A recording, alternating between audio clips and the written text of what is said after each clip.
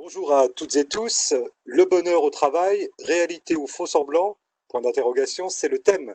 Et l'intitulé précis retenu pour ce débat Place publique impulsé et organisé par la ville de Saint-Herblain et son service communication. Alors, dans la forme accoutumée, les débats Place publique se déroulent à la Maison des Arts de Saint-Herblain, mais crise sanitaire oblige, cette rencontre qui devait se tenir le 14 mai dernier a donc été reportée et s'adapte donc maintenant aux circonstances. Nous sommes donc en mode visioconférence pour les échanges qui vont suivre avec nos invités que je vais vous présenter dans quelques instants. Mais avant cela, quelques mots sur le cadre thématique de notre rencontre. Depuis quelques années, de nouvelles formes de management et d'organisation du travail ou au travail se font jour et sont souvent présentées par leurs concepteurs et les organisations qui les mettent en place comme une réponse aux besoins d'équilibre entre bien-être au travail et performance économique de l'entreprise, du gagnant-gagnant en quelque sorte, du mieux-être pour les collaborateurs et pour la structure. On pense à ce titre au concept d'entreprise libérée théorisé par Isaac Getz et Brian Carney dans l'ouvrage Liberté et compagnie, quand la liberté des salariés fait le succès des entreprises, paru en 2012, le postulat de base reposant sur un climat de confiance et de reconnaissance des collaborateurs. Un concept d'entreprise libérée, repris depuis par bon nombre d'entreprises. Alors en France, on pense à Michelin, Decathlon, notamment une liste non exhaustive. Mais au-delà de l'entreprise libérée, d'autres innovations managériales sont à l'œuvre pour, selon leurs promoteurs, apporter là aussi soit plus d'autonomie, de confort, de souplesse et au final plus d'épanouissement aux salariés tout en visant, selon ces mêmes promoteurs, plus de créativité de la part des équipes pour, au final, là aussi, une meilleure performance de l'entreprise. Et dans ces nouvelles formes d'organisation du travail, on pense aux horaires libres, à l'open space, mais aussi au télétravail auquel les entreprises ont eu recours massivement en raison des contraintes liées à la période de confinement que nous venons de vivre. Le télétravail rime-t-il avec bonheur au travail ou fait-il naître de nouvelles souffrances au travail? Nous verrons cela dans notre débat également. Alors, quelles sont ces innovations? Qu'est-ce qui sous-tend ces nouvelles approches managériales? Est-on dans une approche sincère pour le mieux vivre au travail, une approche efficiente et qui peut être évaluée à la lumière d'indicateurs tangibles et indiscutables, ou est-on dans la com, voire dans une stratégie de surveillance accrue des salariés, favorisant l'émergence des troubles psychosociaux pouvant aller jusqu'au drame, et tout le monde se souvient de ce qui s'est passé à France Télécom récemment. Bref, comment trier le bon grain de l'ivraie? Élément de réponse maintenant avec nos invités que je m'empresse de présenter. Mais juste avant, une dernière indication, le public n'est pas présent en tant que tel, mais les organisateurs ont recueilli par voie de presse notamment des questions qui seront posées à nos invités que je vous présente donc, et on va être galant, et je vais saluer Madame Sylvaine Perragin. Bonjour Madame Perragin. Bonjour, Vous m'entendez bien, c'est le principal. très bien. Alors, vous êtes psychologue du travail, psychothérapeute, et vous êtes auteur de l'ouvrage Le salaire de la peine, avec ce sous-titre Le business de la souffrance au travail. C'est paru au Seuil en 2019. Et vous rappelez notamment dans ce livre deux chiffres qui font froid dans le dos: 30 000 burn-out, on appelle ça aussi le syndrome d'épuisement au travail, et 400 suicides. Ce sont des chiffres qui quand même sont assez terrifiants. Un mot en plus ou deux sur cet ouvrage, Madame Perragin? Alors, par rapport à ces chiffres, ils sont probablement sous-évalués, c'est-à-dire que c'est probablement beaucoup plus, et c'est pas 30 000 burn-out, c'est 300 000. 300 000, autant pour moi. Non, non, mais c'est pas grave, mais c'est pour dire à quel point c'est un phénomène assez important et donc que les questions d'organisation du travail sont vraiment très importantes. 300 000 burn-out. Bonjour, Gwenaël Le Guével, avec votre micro. Bonjour. Voilà, bonjour. Alors, vous appartenez au SGEN CFDT. Alors, on va éclairer ces acronymes. SGEN comme syndicat général de l'éducation nationale et la CFDT, Confédération française démocratique du travail. C'est bien ça.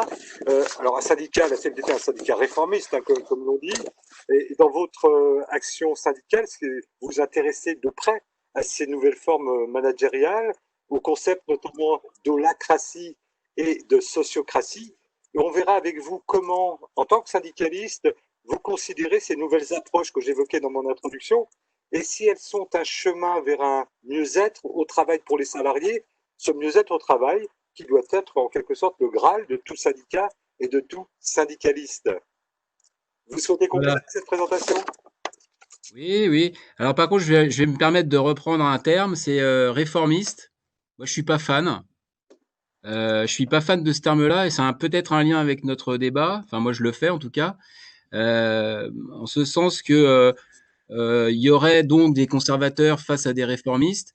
Moi, je suis pas pour réformer à tout prix. S'il y a des choses qui marchent au travail et qui sont à conserver, pourquoi pas?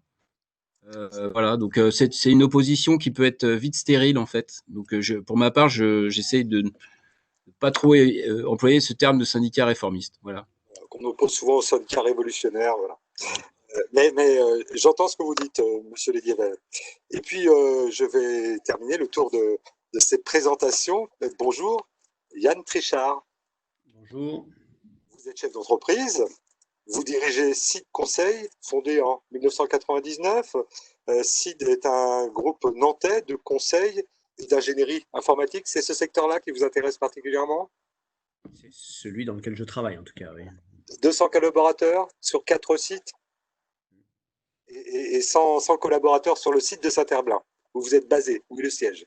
Pas en ce moment. Hein. En ce moment, bien sûr, pas en temps normal. Beaucoup moins. Combien en ce moment? Bon, ça oscille entre 20 et 30 personnes, à peu près.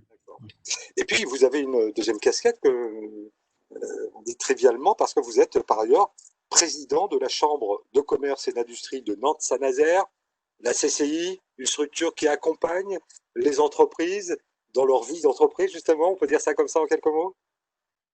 La Chambre de commerce et d'industrie, c'est un établissement public d'État qui a comme vocation de créer l'intermédiation entre les entrepreneurs et les institutions publiques, accompagner les entreprises, les aider dans la création, leur développement, faire beaucoup de formations. C'est le deuxième établissement de formation en nombre d'étudiants formés sur le territoire, avec 6500 étudiants. Et puis voilà, principalement, on accompagne les entreprises, on les appuie, on forme des jeunes pour qu'ils puissent intégrer les entreprises. Alors effectivement, cette question du bonheur au travail, je vous la poserai sans doute à deux niveaux selon que je vous considère comme chef d'entreprise ou comme chef, comme président de la CCI. Alors, D'autant plus impatient pour dire que je n'y crois pas, comme ça, on va commencer directement. sur la question du... Le travail, pour moi, c'est un vrai sujet, ouais. C'est-à-dire que c'est un abus de langage dangereux.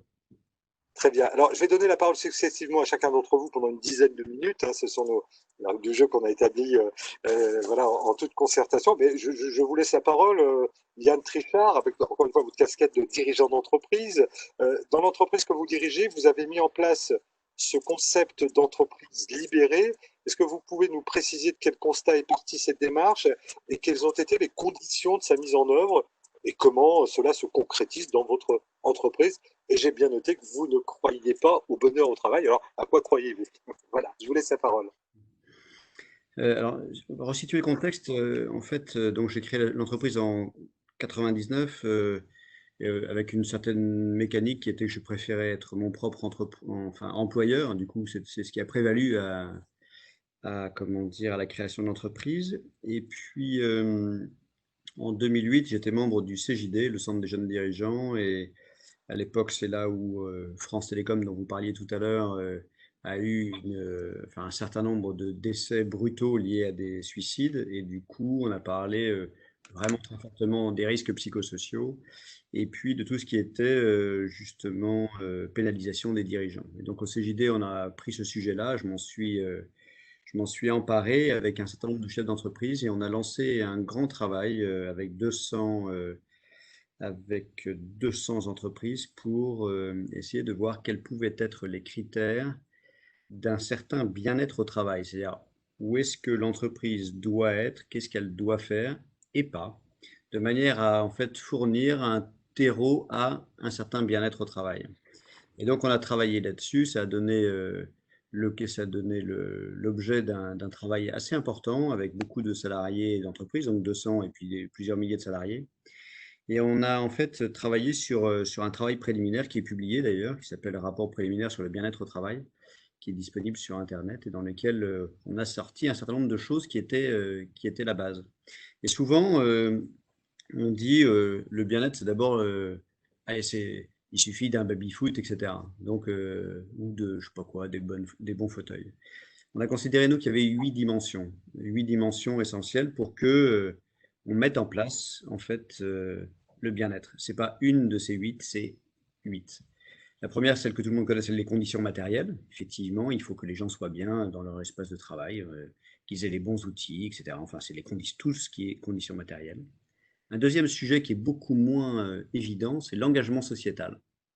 En fait, on s'est aperçu dans ces discussions-là que les collaborateurs d'une entreprise étaient très sensibles au fait que leur entreprise soit responsable. Donc, c'est une sorte d'appartenance aussi. Donc, une entreprise qui est polluante, une entreprise qui n'est pas respectueuse des gens, etc., qui n'est pas respectueuse des autres, voilà, est une entreprise dans laquelle il fait moins bien être. Donc, l'engagement sociétal est une deuxième dimension importante. On a une dimension qui est essentielle et qui est la santé, qui est trop souvent effectivement laissée de côté. Et la santé, c'est bien sûr des éléments de prévoyance de la santé au quotidien, donc faire en sorte que les gens soient bien, et que les locaux soient bien chauffés, qu'ils n'aient pas froid, qu'ils n'aient pas trop chaud ici, enfin cet ensemble-là. Mais c'est aussi la prévention, c'est aussi les formations de secourisme, c'est aussi justement le respect et faire attention à ce que les temps de coupure soient effectivement conformes et suffisamment respectés pour que les gens puissent se reposer, etc., etc. Et donc on a travaillé beaucoup ce sujet-là aussi. Un sujet qui est sur l'environnement, j'en ai un peu parlé par rapport à l'engagement sociétal. Chez CID, évidemment, c'est un sujet qui est très important. J'en profite pour dire au niveau de l'engagement sociétal que, ce que j'en ai pas parlé, mais c'est fondamental pour nous, c'est que nous avons créé une fondation dans laquelle on verse tous les ans depuis 10 ans maintenant, puisqu'on a commencé en 2000, 10% du résultat de l'année et qui va dans cette fondation. Et les moyens en fait, de cette fondation sont utilisés par les salariés du groupe CID pour être engagés dans des associations à but caritatif, sociétal ou environnemental. Je disais donc le pôle environnement qui est très important. Donc, comment je fais attention à mon environnement, je consomme moins, j'essaie d'avoir des bâtiments autonomes, j'essaie d'avoir une réflexion sur les véhicules de manière la plus responsable possible pour éviter de polluer. Un autre sujet fondamental dans la base du bien-être, ce sont le développement des compétences et des potentiels. Quand on arrive dans une entreprise, on arrive pour pouvoir apporter ses compétences, mais aussi pour pouvoir les développer et être accompagné tout au long de la vie ou tout au long du passage que l'on fait à l'intérieur d'une entreprise, puisque il est de moins en moins vrai qu'on commence dans une entreprise et qu'on finit dans celle-là. C'était le cas il y a encore quelques décennies. Maintenant, ça l'est parfois, mais pas toujours. Et donc, il est du rôle et de la responsabilité aussi des entreprises d'engager sur le développement des compétences et des potentiels tout au long du passage de la personne dans l'entreprise. Naturellement, un pôle convivialité et lien social. Il faut qu'il y ait de l'ambiance, il faut que les gens s'entendent, il faut qu'on crée cette émulation-là, etc., et qu'on y participe. Et donc, on crée les fondements d'un lien social qui soit le plus agréable possible. C'est ça l'entreprise libérée, c'est de prendre soin de tous ces éléments, c'est ce que vous êtes en train de nous définir? Et il m'en manque deux qui sont fondamentaux. Je vais vous répondre. C'est un point sur le management, bien sûr, parce que c'est là où on dit comment le mode managérial peut participer d'un certain bien-être au travail. Et donc, d'une certaine, comment dire, c'est pas une méthode, il n'y a pas de méthode, il y a chaque entreprise qui essaye de faire comme elle peut pour essayer de créer un environnement le plus favorable possible pour que l'ensemble et l'équilibre soient maintenus entre des collaborateurs qui soient le mieux possible dans leur travail et et une entreprise qui fonctionne bien. Donc, je crois que le management là est basé fondamentalement, effectivement, sur le respect et la subsidiarité, mais j'y reviendrai plus avant. Éclairez-nous le terme subsidiarité, on peut remplacer. La possibilité pour quelqu'un de pouvoir prendre toute responsabilité qui lui paraît être nécessaire à un moment donné. Exactement comme dans une équipe de foot. Dans une équipe de foot, il y a un capitaine, mais c'est pas lui qui dit comment on joue. C'est pas là que ça se passe. C'est chaque joueur, quand il a le ballon, qui le passe à quelqu'un d'autre dans l'objectif d'aller marquer un but.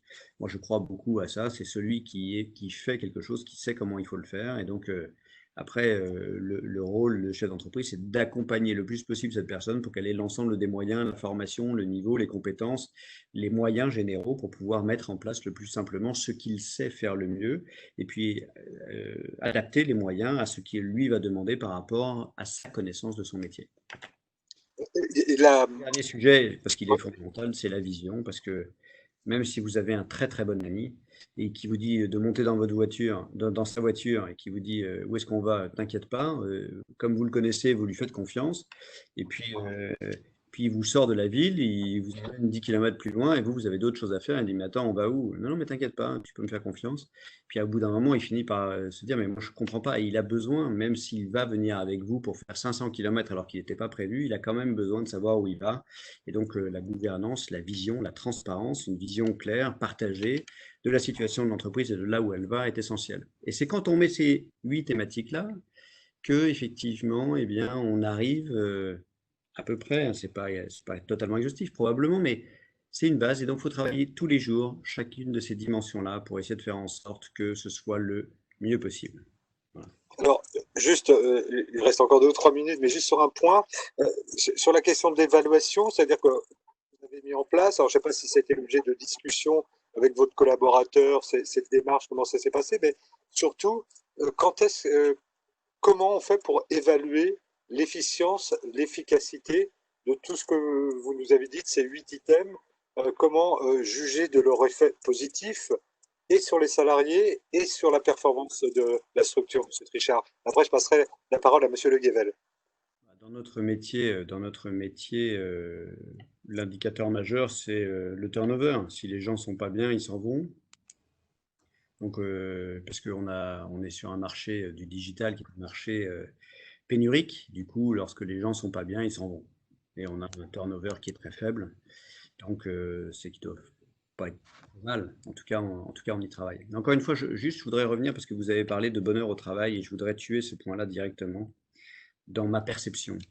Euh, on voit des gens qui font des injonctions au bonheur. L'injonction au bonheur, pour moi, c'est dangereux parce que le bonheur, on a une psychologue qui sera bien mieux capable que moi de l'expliquer, mais on peut pas, une entreprise ne peut pas être toute seule en charge du bonheur des gens. C'est pas possible, c'est trop dangereux et ça voudrait dire quoi? Ça voudrait dire qu'on aurait un responsable du bonheur qui arrive tous les jours, c'est une sorte de clown génial qui a le sourire tous les jours, etc. et qui fait que tout le monde est heureux. Et dès qu'on rentre dans l'entreprise, fantastique, waouh, génial, je suis arrivé, c'est cool, etc. Mais non, la vie, c'est pas ça. La vie, c'est que le matin, vous avez eu un accident, vous avez un enfant qui n'a pas dormi, vous n'avez pas dormi vous-même, vous avez des choses dans votre vie, il y a un collègue avec qui c'est difficile, il y a un projet ou un client avec lequel vous travaillez et c'est pas forcément simple. Tous ces événements-là font qu'on ne peut pas se sentir heureux chaque fois que effectivement on travaille et chaque jour qui se passe. Donc je voudrais qu'on arrête ça et qu'on se dise pas que les boîtes ont la responsabilité du bonheur. Ils ne sont pas responsables du bonheur et réciproquement. C'est pas parce qu'on rentre dans une entreprise que tout d'un coup on se dit ouais, ça y est, tout va bien. Par contre, oui, il est de la responsabilité de l'entreprise de faire en sorte de mettre tous les moyens nécessaires pour faire en sorte que, comment dire, qu'il y ait un terreau pour que les gens soient dans une situation dans laquelle ils sont respectés, ils se sentent bien, ils se sentent en sécurité, ils sont formés, etc. Il y a des compétences. Donc c'est là bien la différence entre se sentir dans un environnement euh, agréable, acceptable, convivial, cohérent au travail, et le bonheur, dont moi je ne fais jamais d'injonction à dire vous serez chez Cid, c'est une entreprise du bonheur. Merci pour cette première prise de parole. Je pense que Mme Perraja aura des choses à nous dire sur le bonheur, également au travail. Mais je vais passer la parole, merci, et je vais passer la parole à M. Le Guevel. Justement, puisqu'on parle de le bonheur au travail, vous y croyez, vous, M. Le Guevel? Ou c'est un abus de langage ou une escroquerie intellectuelle? Moi, non, j'ai trouvé très bien là, cette approche là, de M. Trichard. Là. Non, bien-être plutôt. Et puis, l'entreprise peut absolument pas avoir porter toute cette responsabilité-là. Et puis laisser entendre qu'il y aurait un bonheur permanent, c'est ce que j'entends dans les propos de M. Trichard. Après que l'entreprise puisse contribuer à un bonheur de manière générale, pourquoi pas. Voilà. Moi, pour poursuivre, je dirais que ce qui serait dangereux, ce serait de fuir tout conflit. C'est-à-dire Je suis d'accord. Voilà, la vie, c'est pas, c'est que c'est le changement permanent. Donc, enfin là, on est particulièrement bien placé pour le voir. C'est l'incertitude, c'est le changement, et donc du conflit. C'est Ishaq Hadid qui a théorisé ça et qui explique bien que le conflit est inévitable. Donc, du coup, quelles sont les structures qu'on met en place à l'intérieur de l'entreprise pour accueillir le conflit et mieux le traiter? Monsieur Leguel, moi j'avais une question. D'abord, c'est vraiment comment vous regardez ces nouvelles formes d'organisation du travail, nouvelles formes managériales. Puisqu'on parlait de l'entreprise libérée, est-ce que vous trouvez que c'est vraiment des initiatives qui libèrent le salarié, donc qui sont complètement en cohérence avec l'action syndicale? Est-ce que vous jetez ça? Est-ce que vous êtes sur le mi-temps? Quelle appréhension du syndicat que vous représentez, du syndicaliste que vous êtes, avez-vous par rapport à l'entreprise libérée, puisqu'on parle d'elle, mais encore une fois, le débat ne se limite pas à cette entreprise libérée, mais votre regard là-dessus tout de même. Eh ben, ça sera ni noir ni blanc, ça dépend. Ça dépend de quoi on se libère ou de quoi on a l'intention de se libérer. Libérer de quoi? S'il s'agit de se libérer du code du travail, bof. Si c'est se libérer, faire de la com sur trois baby-foot, puisque c'est souvent l'exemple qui est repris effectivement, ou une salle de sieste, bah effectivement c'est pareil, ça suffira pas. Et par contre, euh, ça fait quand même, ça fait très longtemps que la CFDT s'intéresse notamment à l'autogestion, qui sont restés dans les statuts de certains syndicats d'ailleurs. Et donc, ça fait quand même. On n'est pas dans l'autogestion dans l'entreprise libérée, on n'est pas du tout là-dedans. Non, non, non. Non, mais par contre, on voit bien que fleurissent ici et là des tas d'initiatives passionnantes sur comment mieux distribuer les prises mieux oui, organiser les prises de décision, mieux faire participer les salariés à ces prises de décision, distribuer, donner du pouvoir d'agir. Moi, il y a une expression que j'aime bien, c'est comment faire en sorte que chacun puisse être parfois leader, parfois suiveur. Voilà, que chacun puisse à un moment dans l'organisation du travail C'est ce que disait Richard avec d'autres mots tout à l'heure, effectivement. Voilà, tout à fait. Euh, moi, par exemple, il y a je m'intéresse à ce sujet-là depuis pas mal de temps, et il y a un bouquin qui fait référence là depuis quelques temps, qui est le bouquin de Frédéric Laloux. Lui, il a étudié un certain nombre d'organisations qui, comme ça, ont changé leur organisation du travail. Des entreprises partagées, c'est ça. Hein. Gouvernance partagée, etc., toute cette mouvance-là. Et en fait, il met en avant. Alors là, j'ai noté les 8 dimensions là, de M. Trichard, très intéressant. Lui, il pointe 3 points communs, là, en étudiant comme ça, en regardant ce qu'il y avait de commun entre toutes ces organisations-là. Il en a ressorti 3 points. Ce sont des organisations qui remettent le sens au cœur du travail. Donc ça va avec toutes les notions RSE, raison d'être, responsabilité sociale des entreprises, RSE, raison d'être, des thèmes qui apparaissent là, c'est très intéressant. Le deuxième point, donc remettre le sens au centre. Pourquoi? Qu'est-ce qu'on fait là? Et que ce soit le problème de tout le monde dans l'entreprise, pas seulement du management. Ensuite, le deuxième point, c'est distribuer le pouvoir d'agir. Donc là, j'en ai déjà parlé. Passer d'une hiérarchie, en fait, d'une hiérarchie des personnes à une hiérarchie du sens, parce que je pense que la hiérarchie n'est pas à supprimer complètement, mais pas une hiérarchie entre personnes. Donc c'est ce qu'on peut appeler une holarchie. Là, moi, je me suis intéressé à holacratie, sociocratie, il y a des approches qui sont très intéressantes, l'approche holistique. Et puis le troisième point que ces entreprises-là mettent en avant et puis respectent, c'est la possibilité d'arriver au travail et d'être soi-même. C'est de ne pas laisser sa personnalité au porte-manteau et de pouvoir ne pas mettre un masque le matin quand j'arrive au boulot et pouvoir me sentir, pouvoir amener ma personne au travail. Voilà. Donc c'est un peu les 3 points communs qu'il a retrouvés. Et ça, on peut que l'encourager. Voilà. Il y a une grosse demande de sens. Enfin, nous, on fait cette analyse-là, en tout cas. Et l'autre analyse qu'on fait, c'est que pendant des années, les syndicats se sont intéressés beaucoup au temps de travail, à revendiquer plus des meilleurs salaires, etc., toutes ces conditions-là, et à complètement laisser de côté la question de l'organisation du travail, du partage des rôles, de cette idée alors moi je n'appelais pas ça subsidiarité, mais très bien, voilà, je mettais autre chose derrière moi, mais c'est tout ce travail-là en fait a été délaissé. On l'a vraiment depuis trop longtemps là, on s'est pas intéressé assez à ces questions-là de partage du travail et du temps à l'intérieur. Monsieur Le Guével, juste une question avant de passer la parole à Mme Perraja.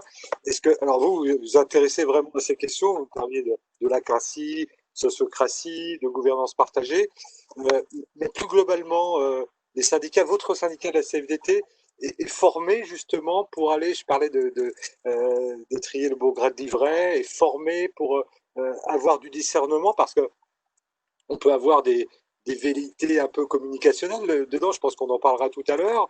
Est-ce qu'on prend ça comme ça et on embrasse ça à bras le corps? Est-ce qu'on a une distance critique? Et que pour avoir cette distance critique, est-ce que vous avez une formation solide, nécessaire et suffisante pour distinguer ce qui est sincère et ce qui l'est moins? En tout cas, on essaye, oui. Moi, j'ai été formé à ces nouvelles formes de gouvernance. Et justement, pour réussir à voir ce qui peut être de l'ordre juste de la com, ou enfin on en parlait tout à l'heure, quoi, ou ce qui est vraiment où il y a quelque chose derrière. Mais ça, on peut pas en juger juste comme ça de l'extérieur. Hein. Faut faire confiance aux salariés, faut voir si c'est juste le le patron qui en parle pour faire joli ou si c'est réellement vécu.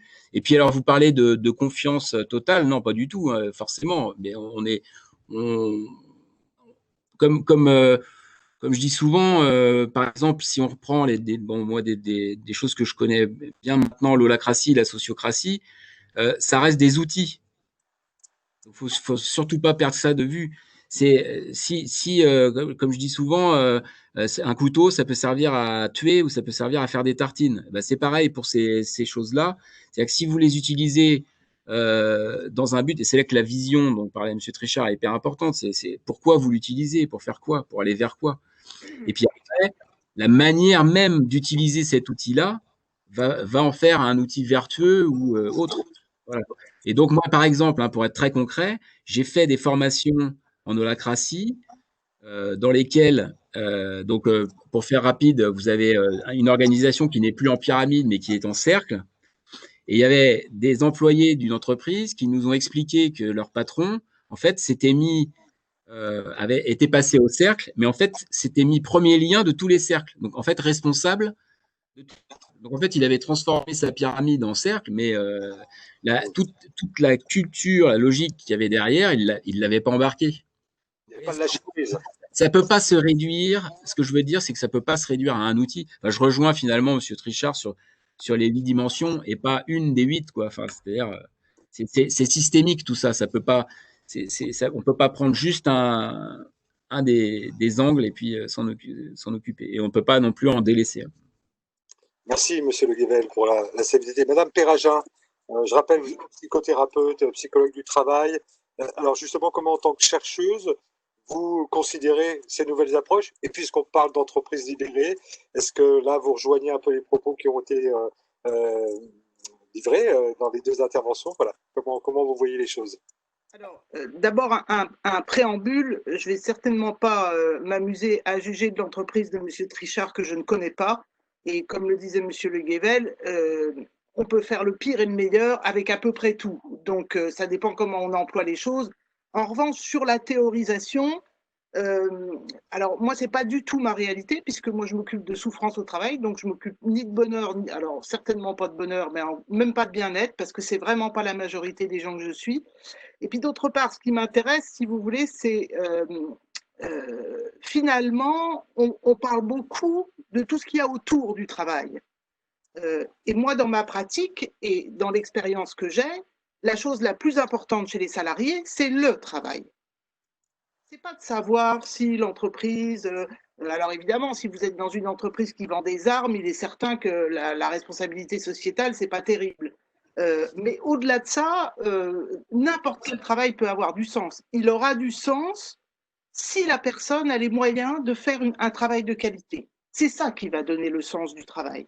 C'est pas l'entourage, c'est absolument pas l'entourage. C'est si les gens ont les moyens, et quand je parle de moyens, c'est évidemment pas seulement des moyens matériels, hein, ce sont des moyens de formation, des moyens de progression, des moyens de relation, des moyens de compétences, des moyens matériels aussi, bien sûr. Est-ce qu'ils ont les moyens de faire un travail de qualité? Et là, vous donnez du sens. La deuxième composante qui est extrêmement importante pour les gens, pour qu'ils ne souffrent pas au travail, c'est l'utilité, c'est avoir le sentiment d'être utile à un collectif.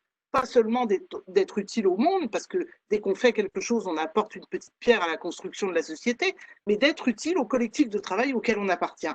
Or là, dans les 8 points que vous développez, Monsieur Trichard, il y en a un sur lesquels qui me paraît intéressant. Vous développez sont des points, mais non, ils sont tous intéressants, mais ils sont déjà tous couverts par le droit du travail, si vous voulez. Alors, bien sûr, c'est important d'avoir de bonnes conditions matérielles de travail, bien sûr, mais ça vous ne pouvez pas faire travailler des gens à moins 10, hein, c'est interdit. La santé, ça fait partie, article 41-21, ça fait partie des obligations de l'employeur, santé physique et mentale, donc rien de nouveau sous le soleil. Le fait que l'engagement sociétal, il y a un code de l'environnement, il y a des choses à respecter, on n'a pas le droit de faire un certain nombre de choses. Donc, si vous voulez, alors, loin de moi, alors évidemment, j'imagine que vous faites plus que ce qui est demandé par le Code du travail, mais ce que je veux dire, c'est que dans ce mouvement de bonheur au travail et de bien-être au travail, il y a pour le coup, de la part des employeurs, quelque chose qui se substitue à l'État et qui peut être extrêmement dangereux. Je ne doute pas que vous en faites le meilleur, mais ce n'est pas toujours le cas. Vous voyez ce que je veux dire? C'est-à-dire que vous entrez dans la psychologie humaine et il me semble que ce n'est pas le rôle de l'employeur. Ce n'est absolument pas ce rôle. Alors, plus concrètement, je reviendrai sur cette histoire de psychologisation, et Dieu sait que moi j'aime la psychologie, c'est mon métier. Mais il me semble que ce n'est pas le métier de l'entreprise. Ce n'est pas le métier de l'entreprise de savoir si les gens ils deviennent eux-mêmes au travail, ou s'ils ne sont pas eux-mêmes, ou s'ils sont heureux, etc. Ça, c'est leur. Par contre, c'est le métier de l'employeur et de l'entreprise de faire en sorte que les gens aient un travail de qualité et puissent vraiment que les chercheurs puissent chercher, que les informaticiens puissent faire de l'informatique, etc., etc. Ça, c'est vraiment le métier de l'entreprise. Et finalement, quand les gens vous réunissez ces choses-là, ils sont contents, heureux, je ne sais pas, parce que c'est un problème individuel, mais ils sont satisfaits de leur travail. Or, savoir s'ils sont dans le bien-être, s'ils sont eux-mêmes, c'est un travail de psychothérapie, c'est absolument pas le travail de l'entreprise. Et ça me semble, alors, Alain Soupiot, qui est un juriste international et qui parle beaucoup d'organisation du travail de manière très intéressante, parle d'effraction dans la psychologie individuelle. Et moi, je suis très, très frappée parce que finalement, il y en a beaucoup. Et encore une fois, Monsieur Trichard, loin de moi, je ne vous connais pas et je ne connais pas votre entreprise. Donc, je ne peux pas le savoir, mais je le vois beaucoup.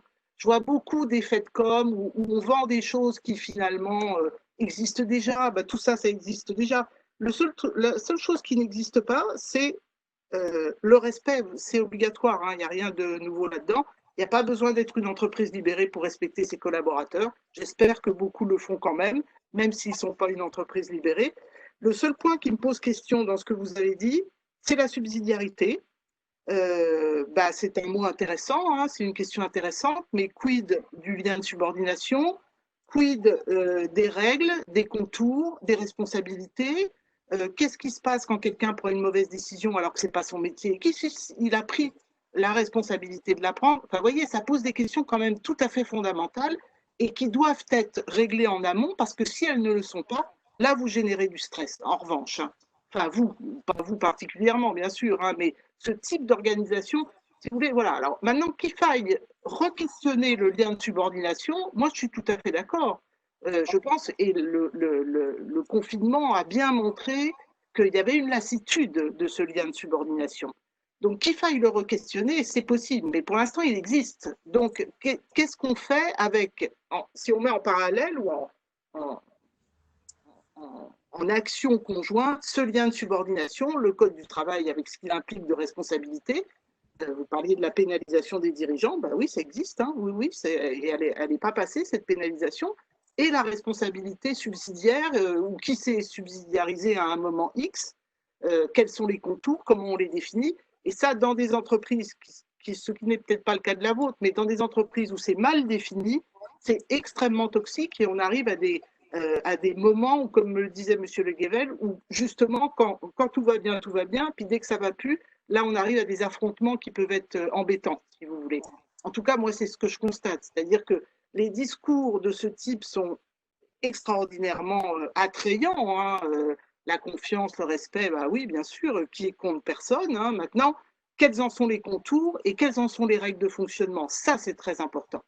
Et pour l'instant, moi, dans mon expérience, si vous, les gens, travaillent et font un travail de qualité chez vous et que les conditions sont réunies pour que ce soit le cas, moi, c'est rarissime, quoi. C'est rarissime. Et parfois, et c'est là où ça peut être pervers, si vous voulez, c'est que parfois, c'est même inversement proportionnel au discours. C'est-à-dire que le discours sur la qualité de vie au travail, les accords sur la qualité de vie au travail, le discours de RSE, parfois il est magnifique, hein, les valeurs affichées sont magnifiques, puis quand vous interviewez les salariés, vous vous apercevez que c'est compliqué, que la réalité est très très difficile. Alors, moi je ne dis pas que c'est facile, hein, je sais très bien que la critique est facile et que l'art est très difficile. Donc, j'approuve toutes les tentatives pour que ça aille mieux. Maintenant, je sais que la vie en entreprise, et je suis sûre que tout le monde le sait ici, c'est très concret, c'est très quotidien, et ça ne relève absolument pas du discours, quoi. Donc, voilà, c'était juste ce que je voulais dire par rapport à, d'une manière générale, au discours sur le bien-être, d'une manière générale. Merci Sylvaine Perragin. Je vais redonner la parole et à Monsieur Trichard et ensuite à Monsieur Le Guével, bien sûr, sur ce que vient de dire Madame Perragin. Et puis moi j'en avais une peut-être, si vous pouviez répondre. On déplace parfois la responsabilité. Vous parlez du joueur de foot, à responsabilité accrue, rémunération accrue. Comment ça se passe justement? Est-ce qu'il n'y a pas une sorte de subsidiarité pour faire des économies finalement dans l'entreprise? Voilà. Mais je vous laisse répondre, Monsieur Trichard. Oui, je vais répondre par plusieurs points. Le premier, déjà, et vous faire deux propositions. La première proposition, c'est que si vous voulez, là, je me retourne, je vais voir un ou deux délégués syndicaux de l'entreprise et je propose de leur laisser ma place pour qu'ils puissent continuer à vous répondre tant je suis à l'aise avec ce sujet-là. Quel syndicat, Monsieur Trichard? C'est Spécis qui est chez nous et l'UNSA, oui. D'accord, très bien. Et, je le fais séant, si vous le voulez, là maintenant tout de suite, j'appelle et je quitte la salle et vous continuez la conférence avec des collaborateurs directement pour poser la question. Je ne peux pas faire plus transparent que ça. C'était pas du tout prévu, mais je suis tout à fait disposé à le faire parce que moi je suis d'accord avec vous. Tant mieux, c'est encourageant. À un moment donné, et si vous voulez, je vais en chercher un. Vous me donnez 3 minutes. Je reviens avec un délégué du personnel. Si jamais, alors je ne sais pas qui est là ou pas, ou si j'en ai, mais je peux faire le tour pour. Je préférerais un salarié choisi au hasard. N'importe lequel. Écoutez. Non, mais Monsieur Trichard, vous comprenez bien que ça peut... Je prends mon ordinateur, je me déplace, comprenez bien que ça ne peut pas être vous le sujet. Vous comprenez? Moi, je vous connais pas, je connais pas votre entreprise. C'est la vision sur le discours du bien-être au travail. C'est pas du tout vous le sujet. Moi, c'est très important. Je crois à votre parole et je crois à votre sincérité, bien sûr. Je vais vous montrer un truc. On va le faire tout à l'heure. Vous voyez ici, je me retourne. Il y a un couloir qui est en face. La prochaine personne qui passe, je l'interpelle. Pour que vous Monsieur, ce n'est pas vous le sujet, c'est ça que vous ne comprenez pas. Moi, je crois absolument dans votre sincérité. La question n'est pas vous, la question est la problématique du bien-être au travail qui est en train de poser des problèmes. Vous comprenez? Mais je le partage, mais c'est pour ça. Mais oui, c'est pour ça. Donc, c'est absolument pas votre entreprise le sujet, quoi. Mais parce que je vous ai laissé dire votre propos et je vous propose, je vais vous répondre. Donc, la première chose, c'est la transparence. Je suis prêt à le faire et je vais faire la prochaine personne qui passe au hasard dans le couloir. Je vais l'interpeller, on verra, et de manière à ce qu'il puisse. Faites attention, vous risquez de la mettre mal à l'aise quand même. Non, bah, au pire, comme ça, vous verrez sa tête si elle est d'accord avec ce que je dis ou pas. Je veux dire, au pire des pires, voilà. Mais c'est pas du tout un sujet de mettre mal à l'aise par rapport à ça, parce que justement, c'est une logique. Quand ce que vous disiez tout à l'heure par rapport au droit du travail, par rapport à ce que j'ai dit, bien sûr, le droit du travail, c'est le minimum. Enfin, je veux dire, on n'en parle même pas. C'est pas un sujet. Par contre, quand on prend une décision d'engagement qui consiste à dire, bah, par exemple, il y a plein de petits sujets, mais quand on décide de dire qu'on affecte 10% de notre résultat en plus de la participation tous les ans à une fondation qui va permettre à chacun de pouvoir participer et utiliser cet argent pour des associations à but caritatif, sociétal et environnemental, ça n'est pas dans le droit du travail. Et ça, c'est un plus. qui est Oui. effectivement fait pour que les gens effectivement se disent qu'il y a cet engagement-là. Et donc, il n'y a pas de gouvernance spécifique autre que celle des salariés pour pouvoir engager ça. Et c'est la capacité que donne l'entreprise, c'est la création de valeur qui est pour partie donnée pour maintenir l'entreprise, pour partie pour faire des primes, pour partie effectivement pour redonner à la société une partie de ce que l'entreprise génère. Donc, on a une personne qui est arrivée, mais elle est descendue dans un Et escalier. puis, le débat est prévu avec vous, Monsieur Trichard, ne compliquons pas trop les choses. Moi, ce que je voulais savoir, c'est… Deuxième chose par rapport, pardonnez-moi, qui est très important, vous aviez dit à un moment donné, quand on se trompe, il y a le droit à l'erreur est fondamental en effet, c'est-à-dire que on ne pourrait pas considérer que des situations de bien-être, à partir du moment où on dit à quelqu'un prends des responsabilités et engage, ça veut dire qu'on lui donne une responsabilité. Donner une responsabilité, ça ne veut pas dire se désengager et considérer que l'autre va prendre toute la responsabilité. Si jamais la personne à qui on a dit prends des responsabilités, engage-toi, prends des décisions, et si jamais elle se trompe, alors on doit obligatoirement avoir le droit à l'erreur. C'est fondamental, j'y crois, et c'est en tout cas dans mon entreprise, c'est là. Donc c'est la raison pour laquelle d'ailleurs je vous propose tous de venir, on aura un plaisir effectivement à organiser ici une réunion et que vous puissiez rencontrer les personnes pour en discuter avec eux. Tout n'est pas magique et je ne crois pas à la magie, moi je crois au travail. Et donc, Merci d'essayer de répondre à la question que je vous pose, Monsieur Trichard. C'est vraiment à responsabilité accrue, on peut changer, c'est trop super, tout ça. Mais est-ce que les salariés qui prennent plus de responsabilités, donc quelque part plus de risques, ils ont, il y a l'équation travail égale salaire et quelque chose à mettre en face de responsabilité. Quelqu'un qui a plus de responsabilités a plus de rémunération, ou est-ce que finalement ils exercent ces responsabilités de façon gratuite, pas un centime d'euro de plus que de ce qui est prévu dans leur contrat de travail?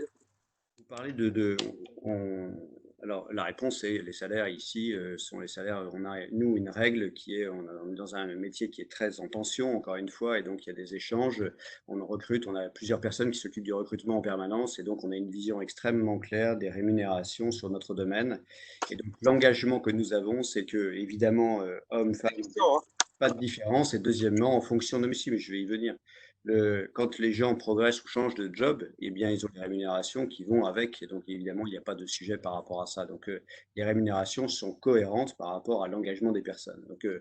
Donc voilà. Après, entre deux personnes qui font la même chose, ils ont les mêmes rémunérations, des gens qui évoluent, et on a des gens qui sont passés des ressources humaines au commerce, du commerce à des responsabilités. On parlait tout à l'heure, moi j'ai des gens ici qui sont des consultants, et pour nous, un consultant, dans le rôle qu'il a ici, peut être à un moment donné chef de projet, le matin sur un projet, et l'après-midi même, il est contributeur sur un autre projet. Donc, Bon, je vais faire circuler la parole. Mme Perragin voudrait réagir. Après, je donnerai la parole à Monsieur Le Guével. Je trouve ça très bien ce que dit Monsieur Trichard. Il y a une cohérence dans la gestion des ressources humaines. La seule chose, c'est que c'est pas de ça qu'on parle. Là, on parle de quelqu'un qui prend une responsabilité dans un cadre d'une subsidiarité. Qu'est-ce qui se passe? Un, non pas s'il y a une erreur, mais s'il y a une faute. Hein. Là, on revient sur la pénalisation. Qu'est-ce qui se passe s'il y a une faute? Et deuxièmement, est-ce qu'il y a, avec le transfert de responsabilité, et tant mieux qu'il y en ait, parce que c'est toujours intéressant, mais est-ce qu'il y a une rémunération supplémentaire ou est-ce qu'on laisse les gens prendre des responsabilités supplémentaires sans les payer plus, quoi? Ce qui est quand même la source de la justification d'une grosse rémunération, c'est quand même la responsabilité. Et c'est normal, je veux dire. Hein, ça, c'est tout à fait normal. Hein. le droit du travail est clair. Il y a une Les entreprises où tout le monde est payé pareil, ça marche pas, quoi. Donc, c'est normal que les gens qui fassent un travail X ou Y aient une rémunération en fonction de ce travail. Juste pour l'exemple, j'ai été rencontrer une entreprise où il y a 25 salariés, ils ont tous le même salaire, c'est dans les Vosges. Et ça, en fait, je suis circonspect sur le Non, fonctionnement. mais ça marche pas du Ça n'a tout. pas Mais l'air en de- revanche, ce qui remarche, c'est la récompense et la reconnaissance, comme vous en parliez tout à l'heure. Donc ici, en fonction du travail et des engagements, bien sûr, les rémunérations sont adaptées à la situation de chaque personne. Et après, quant à la question de la responsabilité, vous savez, on est dans le droit français. Hein. Donc la responsabilité, c'est le chef d'entreprise, point terminé. Alors, Monsieur Le Guével, sur… Ici, moi, je ne Il me... y a une responsabilité des salariés. Il y a une responsabilité des Oui, salariés. non, mais d'accord, mais elle n'est pas, c'est pas elle est pas au même niveau. Et pour aller dans le sens, il ne s'agit pas de dire, tiens, c'est toi qui es responsable dans cette entreprise. Enfin, chez SID, en l'occurrence, il y a la responsabilité. Elle n'est pas la responsabilité pénale, s'il y en avait, de la faute. Elle n'est pas à reporter sur le collaborateur. Elle est Elle peut gardée l'être. par Elle moi. peut l'être. Encore de souci. Elle peut l'être. C'est pour ça En que, bon, l'occurrence, c'est pour ça que je vous dis, si vous voulez, en amont, faire en sorte que. Moi, je trouve ça formidable hein, de donner des responsabilités et de la liberté aux gens, qu'on soit bien d'accord. Hein, je trouve ça très, très intéressant. La seule chose, c'est que les contours, les périmètres, les responsabilités, les missions, tout ça doit être extrêmement précis pour qu'il n'y ait pas d'embrouille. J'avais envie qu'on fasse intervenir Monsieur Le Guével, qui ne s'est pas exprimé depuis un petit moment. Voilà, quelle réaction par rapport à ce qui vient d'être dit, la question de la responsabilité, la rémunération qui va avec, Euh, et ouais, quid quand tout se passe mal. Voilà, c'est à vous. oui, moi je suis. Il se trouve que je suis syndicaliste, mais dans le service public, et que en matière de souffrance au travail, on peut être bon aussi, hein. Donc, il y a, d'une manière générale, moi, je rejoins ce qui a été dit sur le statut de l'erreur. Moi, je crois qu'en France, alors je dis en France parce que c'est ce que je connais, mais il me semble qu'il y a d'autres cultures qui ont moins ce problème-là. En France, on a ce problème-là de statut de l'erreur et ça commence très tôt. C'est pour ça que je parlais de l'éducation nationale. Ça commence par le statut de l'erreur à l'école. Et de quelle manière on laisse de la place à la fragilité dans l'entreprise, au travail, dans le service public, pareil. Vous savez, les enseignants, c'est un métier très solitaire. Et en fait, entre l'inspecteur, le recteur, etc., en fait, il n'y a pas de lieu pour dire qu'on n'y arrive pas. Moi, je crois qu'on souffre beaucoup au travail, de lieux où on ne peut pas parler du travail réel et se dire franchement quand on n'y arrive pas. C'est très juste. Et donc, on va cacher, on va plutôt passer son temps à le dissimuler, faire pourrir ça, etc. Et ça va produire, et on retrouve ça, mais alors là, vous pouvez me parler public, privé, etc. Nous, dans l'accompagnement des salariés au quotidien, je peux faire, euh, je trouve ce point commun entre tous les salariés. Enfin, quand ça va pas. Voilà. Qui est Et souvent des très lié à endroits intéressants, il y a des endroits intéressants où on laisse la place à la fragilité et où on peut avoir des coups de mou, où c'est autorisé et où c'est. Bah, par contre, on va pas se vautrer non plus dans le voilà, ça va pas et puis du coup, il se passe plus rien. Et voilà, est-ce qu'il y a des lieux pour ça? Voilà.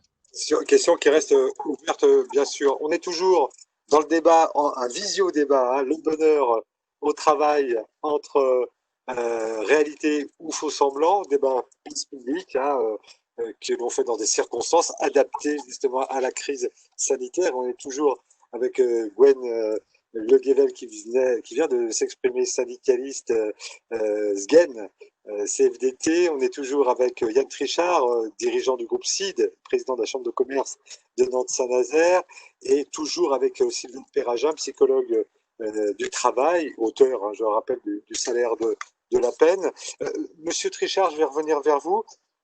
Quand on a préparé ce débat, je vous ai demandé, mais si je me mets dans si je me mets dans la peau d'un chef d'entreprise, je me dis tiens, je veux libérer mon entreprise, faire mien ce concept, mais je ne trouverai pas une trame méthodologique. Il n'y a pas de stats non plus. On ne sait pas quelles sont les entreprises libérées, dans quel secteur elles sont, quelles sont leurs tailles.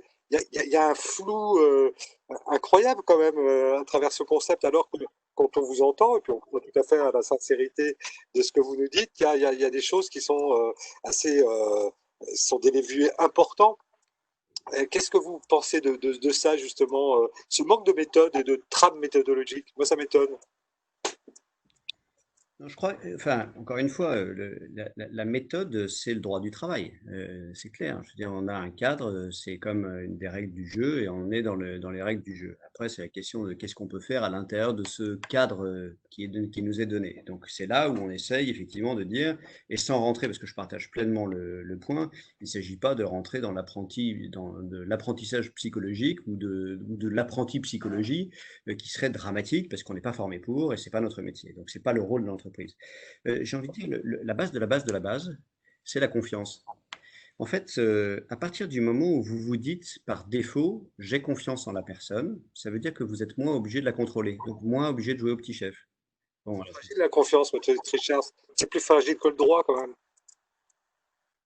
je vous dis pas. Enfin, en tout cas, c'est mon pari. Moi, c'est le pari de dire, bah, je préfère avoir confiance en les gens, donc ils font leur job du mieux qu'ils peuvent, d'accord? Et donc, si jamais il y a des erreurs qui sont faites, bah, on les corrige, et puis c'est pas grave, on apprend ensemble et on avance. Par rapport à ce qui était évoqué tout à l'heure par Gwenel Le Guevel, il disait, moi je crois fondamentalement à ça, c'est que on a des gens qui n'osent pas dire, qui sont en situation de difficulté, etc. On a deux courbes qui sont fondamentales pour moi en matière de management, justement, c'est la courbe d'autonomie et la courbe de compétence.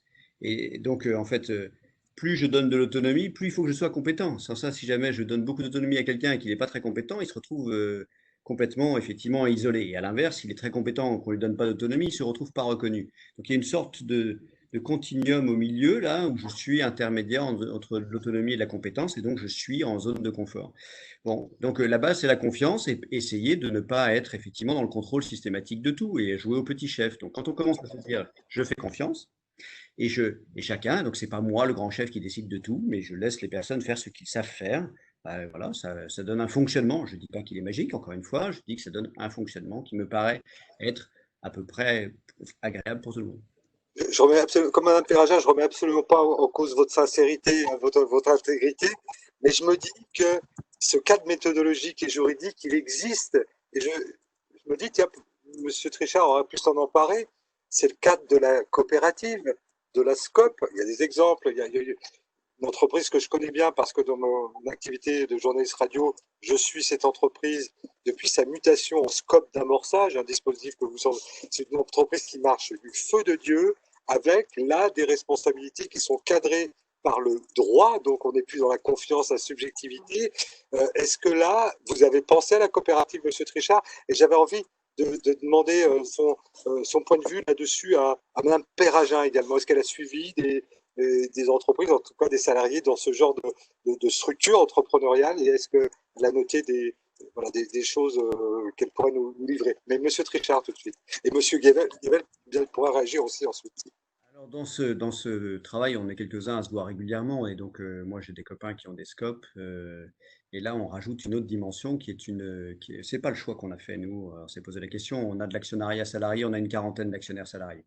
Mais on n'est pas en scope. C'est une question juridique et d'accès au capital, c'est un autre sujet. À mon sens, on est dans un autre sujet. Moi, j'ai souhaité dès le départ faire de l'actionnariat salarié. Donc, un certain nombre de personnes sont actionnaires salariés.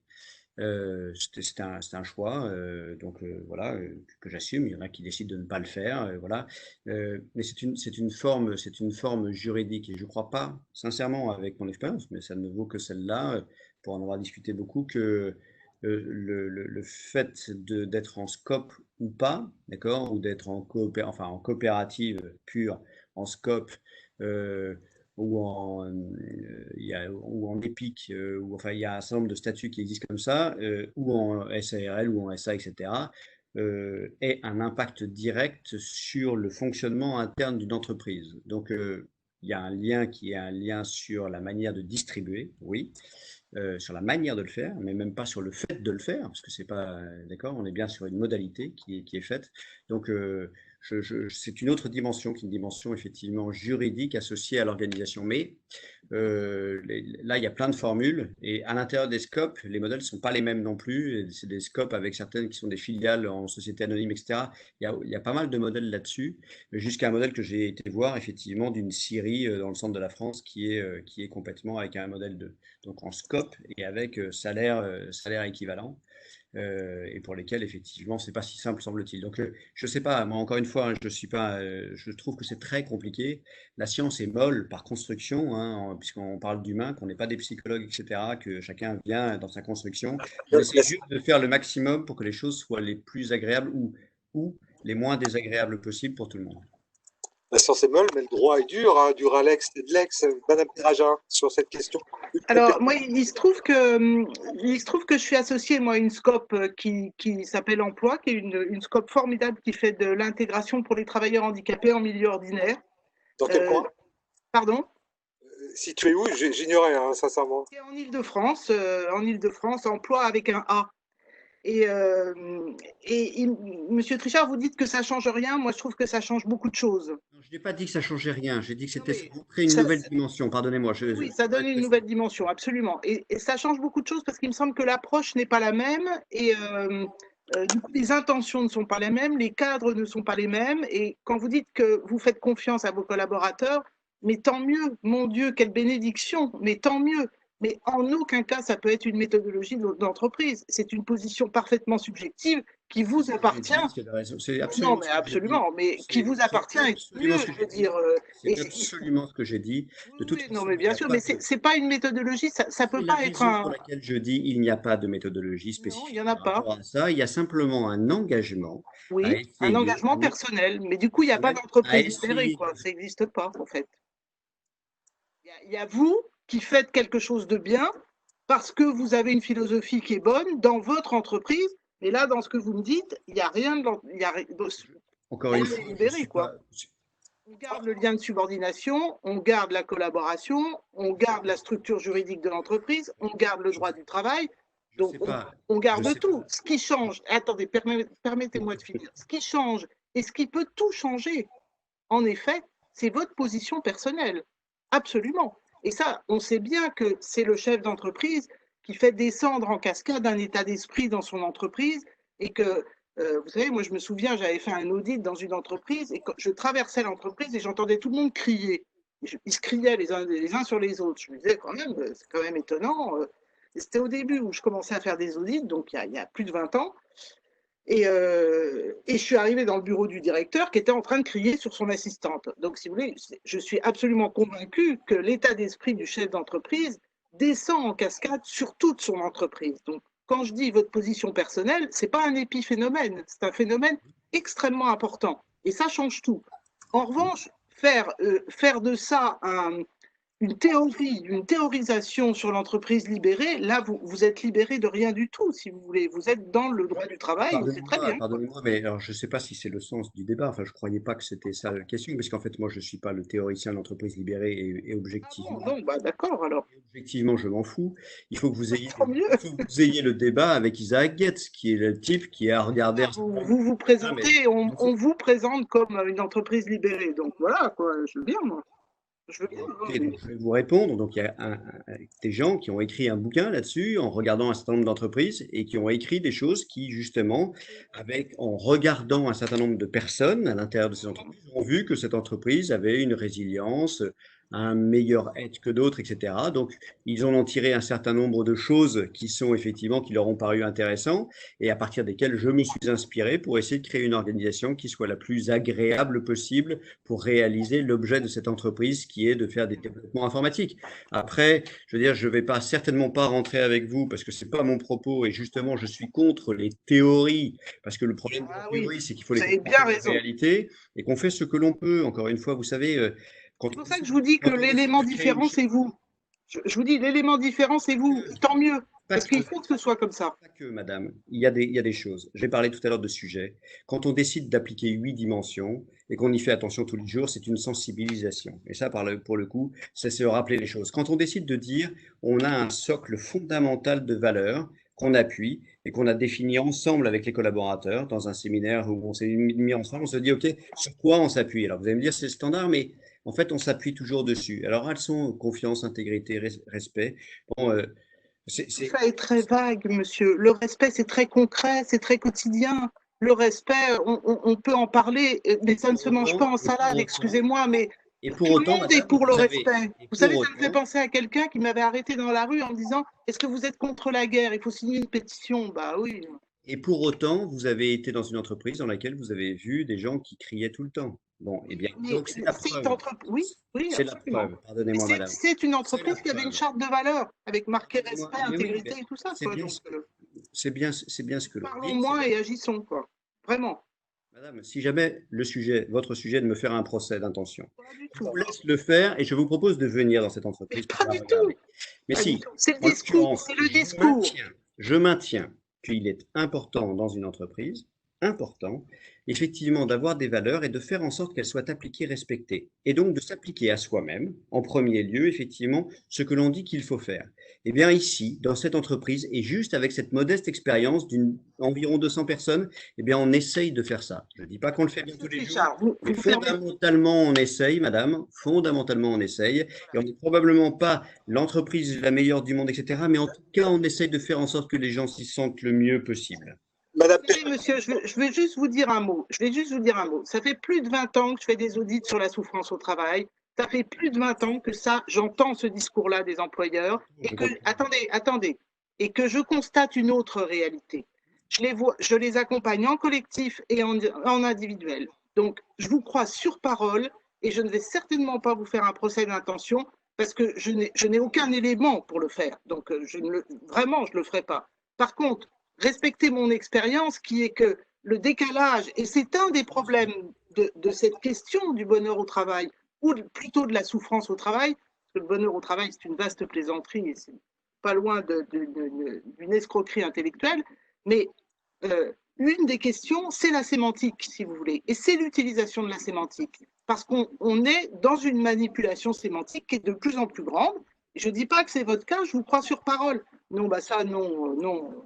C'est la femme de ménage qui est en train de travailler. Oui, mais c'est pas le sujet, c'est pas le sujet. Alors, Vous voyez, et si vous êtes un contre-exemple, mais moi j'en suis ravie, vous comprenez, simplement moi mon expérience c'est que c'est 99% de malhonnêteté intellectuelle pour 1% de gens qui sont sincères et qui, comme vous dites, essayent de faire appliquer les valeurs, vraiment.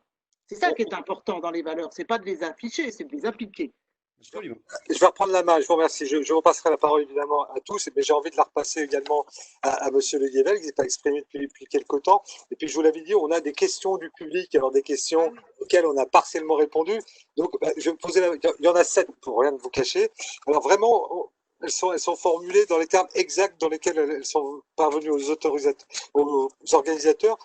Monsieur Le Guével, la question qui est posée, que je vous adresse à vous, bonheur au travail et performance, lequel influence l'autre? Votre réponse. Avec votre micro, Monsieur Le Guével. Je dis oui, merci du cadeau. Non, performance, bien-être. Performance, oui, je sais pas, il y a forcément un lien, mais enfin bon, il faut est-ce que c'est contraint ou c'est pas contraint? Enfin, vous voyez, c'est très délicat ça, parce que qui en juge? Quels sont les indicateurs de performance? Là, on va parler dans le vague. De quoi on parle quand on parle de. Moi, je suis je suis très sensible aux termes et à ce qu'on met derrière. Je pense qu'y compris là, dans notre discussion, les termes employés en eux-mêmes peuvent porter un grand poids affectif ou voilà, ils peuvent emmener dans des malentendus ou des choses comme ça. Voilà, donc voilà, tous ces termes-là, performance, agilité, je sais pas moi, il faudra un cas concret. Voilà, de quoi on parle exactement. Ça inspire Monsieur Trichard, Madame Perraja, en quelques mots. Il y a 7 questions. Monsieur Trichard. Moi, je vais faire la même réponse. C'est très compliqué. De quoi on parle? Si la performance, c'est que les gens restent. Pour moi, la performance, c'est que les gens restent dans l'entreprise. C'est un indicateur, effectivement, dans un métier où, justement, encore une fois, ils peuvent partir. La particularité de mon métier, c'est qu'ils peuvent partir très, très vite. En claquant des doigts, ils mettent leur CV sur Internet et ils sont recrutés dans les quelques jours qui suivent. Donc le fait qu'il reste est un des indicateurs qui fait qu'ils ne doivent pas être effectivement trop mal dans l'entreprise. Très peu de turnover dans votre entreprise, vous me disiez. Ça vous inspire, Madame Perraja? Oui, bah c'est un peu l'objet de mon livre, hein, c'est-à-dire que quand la psychodynamique du travail est née, quand les problématiques de souffrance au travail ont été médiatisées, on a commencé à s'intéresser en effet aux risques psychosociaux et à comment les traiter. Et on a commencé à parler de la qualité de vie, du bien-être, etc. Et puis petit à petit, c'est devenu un marché.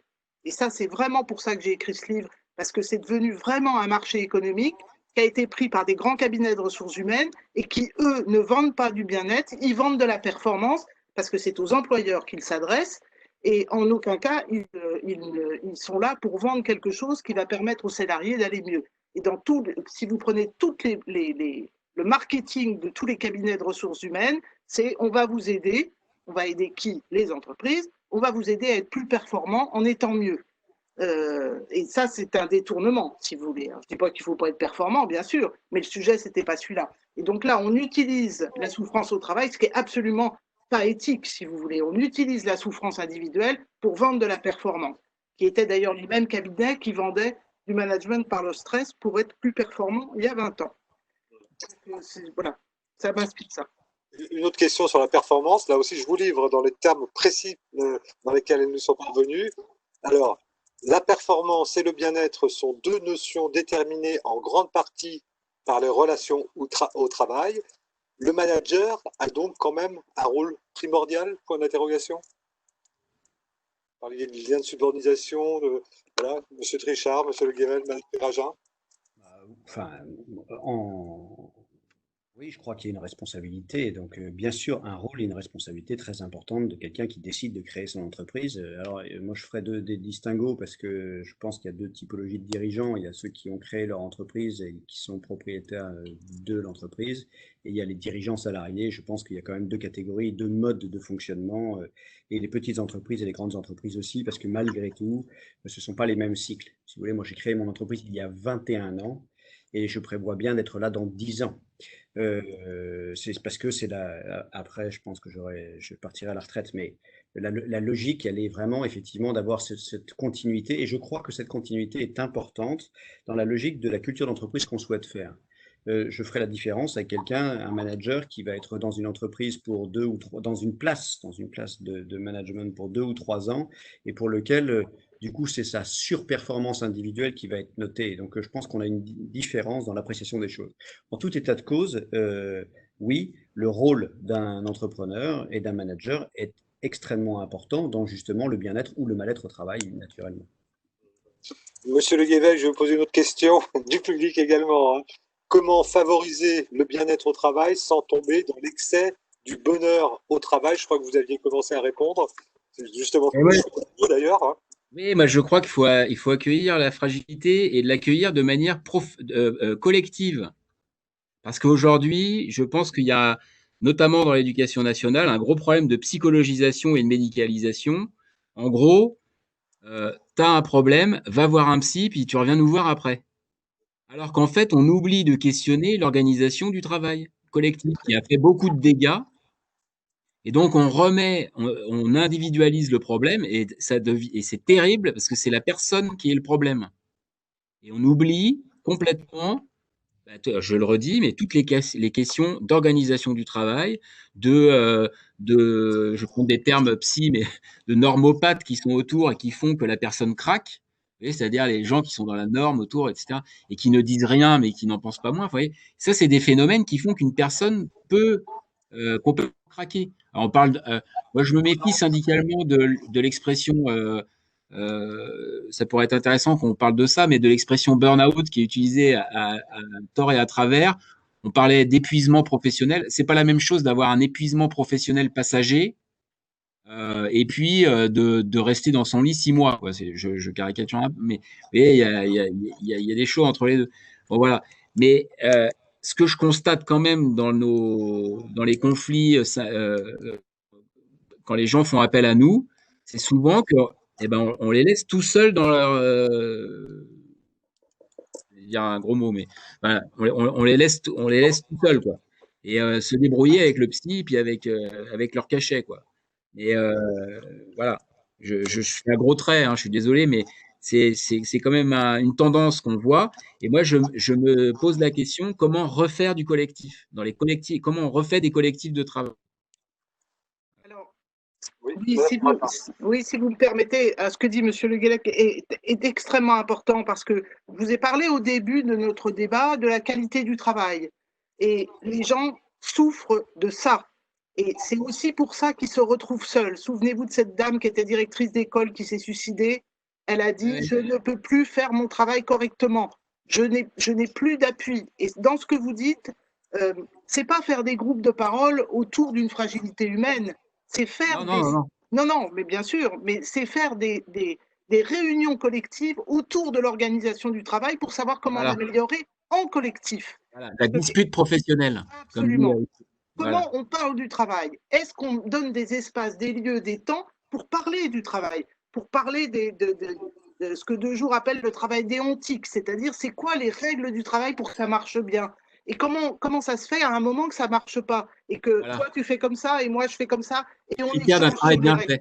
Ouais, et on échange sur les règles de travail. Et ça recrée du collectif, ce qui existait avant, hein. Et au début, quand on s'est occupé de la souffrance au travail, c'est ce qu'a proposé la psychodynamique de travail, et ça a été balayé par ce business de la souffrance au travail, où on a dévoyé ça par un pseudo-discours psychologisant, en disant aux gens, ah bah vous êtes fragile, on vous paye un psy, regardez comme on est gentil, etc. Non, on ne vous paye pas un psy, on parle du travail et on en parle en collectif. Et ça, c'est extrêmement important, monsieur Le Guébel, vous avez absolument raison, c'est fondamental. Voilà, on ouvre un point. Allez-y, monsieur Tréchard. On ouvre un point qui est fondamental et la période l'a ouvert, c'est le dialogue social à l'intérieur de l'entreprise. Je dirais là, les organisations syndicales ont un rôle absolument essentiel à jouer dans la relation, effectivement, et dans cette construction de dialogue le plus fréquent possible au travail. En l'occurrence, moi, je fais partie des gens qui considèrent que les CSE devraient se réunir plus souvent. Enfin, en l'occurrence, pendant toute la période de confinement là, nous, le CSE, le comité social économique, on s'est vu 2 fois par semaine, enfin, alors en visio en l'occurrence, pour pouvoir discuter de comment ça se passait et essayer de trouver dans une situation particulière, on ne le fait pas aussi souvent, hein, mais dans une situation particulière, comment on fait pour pouvoir s'adapter, puisqu'on était en face d'un phénomène nouveau.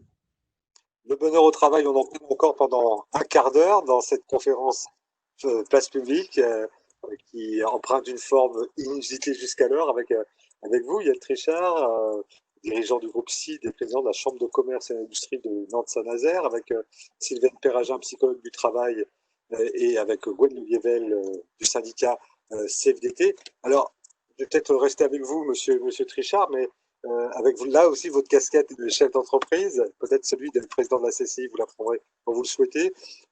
Justement, s'il y a des nouvelles formes de managériales que vous promouvez à travers votre mandat justement de président de la CCI. Mais en tout cas, sur la question du télétravail, vous avez vu ça, Twitter a demandé aux salariés de télétravailler. Maintenant, il y a eu un recours massif au travail pour des raisons incompréhensibles de contraintes.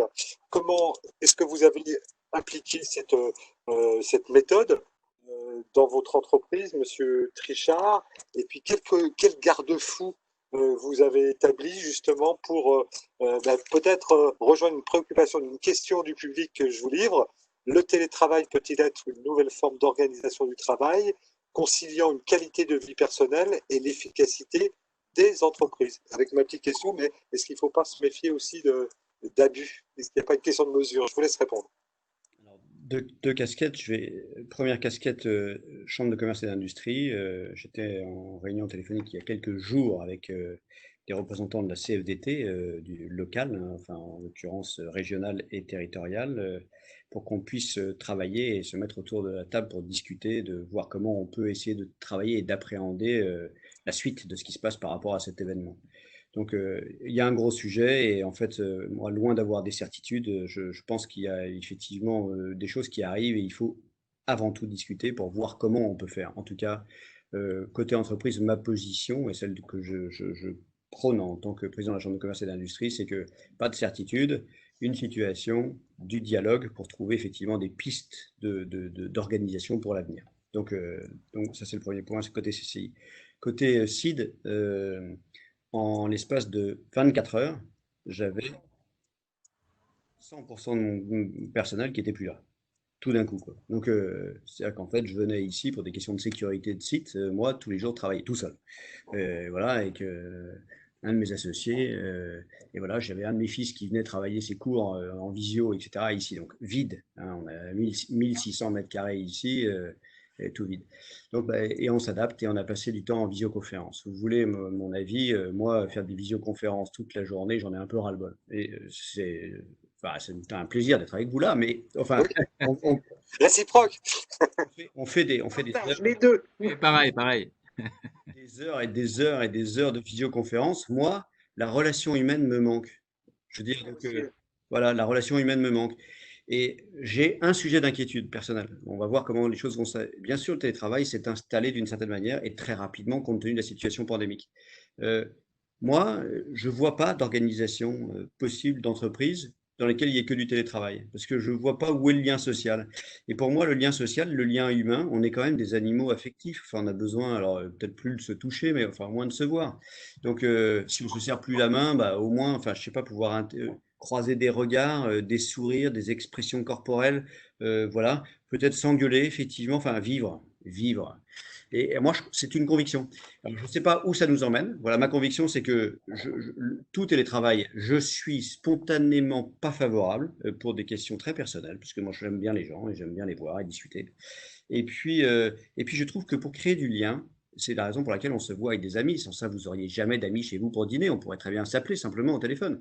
Eh ben non, on trouve le moyen, nous, de s'embêter à faire de la bouffe et ensuite faire la vaisselle simplement pour le plaisir d'échanger et de se voir. Et donc, moi, je crois que ces temps sociaux sont importants. Premier point. Deuxième point, c'est que j'ai une inquiétude. C'est que moi, je vois, j'ai des gens qui travaillent dans l'informatique et que on est obligé de leur interdire, du coup, parce qu'il y a plein de gens qui ont des enfants en bas âge, j'ai une moyenne d'âge de 36 ans ici, et donc, du coup, les enfants se réveillent, du coup, pendant qu'ils sont en télétravail et qu'ils ne peuvent pas les faire garder, bah, ils ne travaillent pas, parce qu'ils ne peuvent pas. Quand on a un enfant de 2 ans dans les pattes toute la journée, bah, on ne peut pas travailler, c'est pas qu'on ne veut pas, c'est qu'on ne peut pas.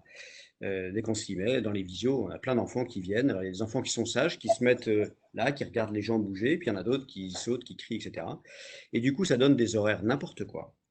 Et moi, je suis un peu inquiet par rapport à ça, mais ça m'intéresse d'avoir le retour là, comme ça, et d'un syndicat et d'une psychologue pour dire, mais ok, mais on parle de temps sociaux, on parle de droit à la déconnexion, mais quelle déconnexion j'ai quand je suis toute la journée, toute la semaine connecté à mon ordinateur de 6 heures du matin à 23 heures, parce que entre-temps, parce qu'il faut que je fasse mes 7 heures à peu près, ou 6 heures, ou 8 heures, j'en sais rien, enfin, en fonction de la flexibilité que je mets, mais pour pouvoir faire mon temps de travail. Et ça, je veux dire, est-ce que c'est acceptable que quelqu'un se mette à bosser à 10 heures parce que ses enfants, ça y est, sont au lit? Moi, je crois pas. C'est pas ma manière de voir les choses. Eh bien, on va passer la parole d'abord à Monsieur Le Guével sur cette question-là du télétravail. Voilà le recours qui a été très utile, mais les limites également. Et puis, je donnerai la parole ensuite sur ce sujet à Madame Perraja. Gwenel Le Guével. Oui. Moi, je suis assez d'accord avec cette idée qu'il n'y aura pas une seule réponse. Parce qu'en fait, bah, voilà, il y a plein de métiers très différents. Il y en a qui s'y prêtent pas du tout, il y en a qui télétravaillent depuis longtemps. Voilà. Et probablement que, comme souvent, la réponse est dans l'hybride. C'est-à-dire qu'il y a des fois, moi, il y a certains moments en fait où on s'était déjà fait la réflexion avant le confinement. Il y a des moments où on est plus efficace en fait en télétravail. Euh, Parce que voilà, il y a moins de discussions, on est moins interpellé toutes les 5 minutes, etc. Et donc un petit temps de télétravail comme ça sera efficace. Et puis bah, bien évidemment, il y a le lien social. Enfin, en tant que syndicat, on va quand même pas nier ça. Ce sera un comble. Mais et voilà, et on en a besoin. Mais vu que l'outil fait moins peur, peut-être qu'on va pouvoir en faire un usage qui va optimiser certains usages, pourquoi pas. Voilà, c'est plus en ces termes-là, je pense qu'il faut regarder chaque situation, puis se demander, bah tiens là, est-ce que ça nous apporte un plus? Mais bon, moi je pense que nécessité fait loi et que ça pourra se réguler. Par contre, sur le temps de travail, là, il y a un vrai sujet, ouais. Et sur finalement, est-ce qu'on va pas tous devenir cadres? C'est un peu ça finalement. C'est-à-dire, je veux pouvoir disposer de mon temps comme je veux, et avec tous les dangers que ça comporte de surinvestissement. Comment on gère ça? Avec le statut et le salaire qui va avec, alors. Et voilà, c'est ça. Parce que si on demande ça, bah, du coup, il faut aussi le salaire qui va avec. Et chez les enseignants, par exemple, on connaît ça. C'est-à-dire que vous pouvez parler du temps de travail aux enseignants. C'est toujours un sujet délicat parce que à la fois, il veut pouvoir, il faut que ça soit délimité quelque part, mais en même temps, un enseignant tient beaucoup à la liberté du temps de travail, c'est-à-dire à pouvoir travailler le dimanche de 9 heures à minuit si ça lui chante. Il y a ceux qui sont plutôt du matin, etc. Et la liberté pédagogique est aussi revendiquée. Alors, De la même manière que la je- souplesse est revendiquée par les cadres. je vais passer la parole à Madame Perraja et en introduisant un petit peu la transmission de parole à Madame Perraja, est-ce que le télétravail, c'est une façon aussi de surveiller, alors pas surveiller punir comme aurait dit Foucault, mais en tout cas surveiller. Il y a eu des articles qui sont parus dans la presse, il y a un logiciel qui s'appelle Obstaff où on peut contrôler les mouvements de la souris, enfin c'est quelque chose de complètement orwellien. Quel regard, Madame Perraja, vous avez sur le télétravail? Alors, écoutez, moi je suis d'accord avec tout le monde, mais surtout, il me semble qu'il y a plusieurs niveaux d'analyse, si vous voulez, et il y a surtout beaucoup de garde-fous à mettre. Il y a, si on est en télétravail, qu'est-ce que c'est qu'une entreprise? Qu'est-ce que ça devient, une entreprise? À quel endroit on fait société? Hein, comment on fait collectif? Je veux dire, si tout le monde est en télétravail, le sentiment d'appartenance, il disparaît. Hein. Donc ça, c'est une vraie question. La deuxième question, c'est ce que vous avez dit, Monsieur Trichard, me paraît extrêmement important, c'est élaborer, mettre en place, créer, gérer et organiser des retours d'expérience. Parce que ça, les gens ont vécu quelque chose de complètement inédit et il me semble que là, il faut vraiment savoir ce qu'ils ont vécu, comment ils l'ont vécu et qu'est-ce qu'ils veulent en faire, en sachant que selon la réalité individuelle et privée de chacun, ils n'ont pas du tout vécu les mêmes choses. Et selon leur lien avec leur entreprise, ils n'ont pas du tout les mêmes envies. Il y a des gens qui n'ont plus du tout envie de retourner dans leur entreprise. Alors ça, il faut comprendre aussi que le désir de télétravail, de quoi il est fait? Il n'est pas fait seulement de désir de liberté et de faire ce qu'on veut, il est aussi fait d'une lassitude des ambiances dans les bureaux d'entreprise. Donc, Oui. cette question-là, il faut la traiter aussi, si vous voulez. Pourquoi on veut être en télétravail ou pourquoi on ne veut plus retourner dans l'entreprise? Qu'est-ce qui se passe? C'est une vraie question. Donc là, le retour d'expérience, si vous voulez, est très important. Et là, il me semble, alors moi, mon avis, hein, il me semble que le débat n'est pas seulement avec les partenaires sociaux, il est vraiment avec tous les salariés. Là, il faut mettre en œuvre ce qu'on appelle de l'intelligence collective parce qu'on a tous vécu quelque chose d'inédit et on a tous quelque chose à dire sur ce sujet. Et puis le troisième point, c'est celui que vous avez évoqué, qui, moi, dans mes accompagnements de psychothérapeute, a été beaucoup évoqué, parce que j'ai continué à faire de la continuité thérapeutique en télé, en visio, truc, là, insupportable. Donc, ah non, mais c'est vrai, c'est vraiment pénible. Hein. Donc, bon, voilà. Moi, je suis vraiment un métier de la relation humaine, si vous voulez. Donc, je suis pas du tout un métier de l'écran, c'est pas mon boulot. Quoi. Mais enfin, la nécessité faisait loi, donc voilà. Et les retours que j'ai eus par rapport aux trois éléments que je n'ai pas encore énoncés, c'est le contrôle du travail. Hein. On sait depuis 20 ans, depuis même un peu plus, que l'introduction de l'informatique dans le travail a changé la nature du rapport de l'homme. Voilà, ça a planté. Je ne sais pas si vous m'entendez de part et d'autre. Si, on a perdu Voilà. On a perdu Madame Perraja.